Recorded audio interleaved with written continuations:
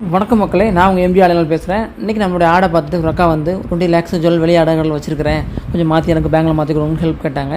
சரி, ஓகே, நம்ம அந்த விஷயத்தை பண்ணலான்னு சொல்லிட்டு அவங்க நம்மளோட ப்ராசஸ் படி அவங்க நகைச்சிட்ட வந்து வாட்ஸ்அப் பண்ண சொன்னோம். வாட்ஸ்அப் பண்ணியிருந்தாங்க. மொத்தம் 317 கிராம் இருந்துச்சு.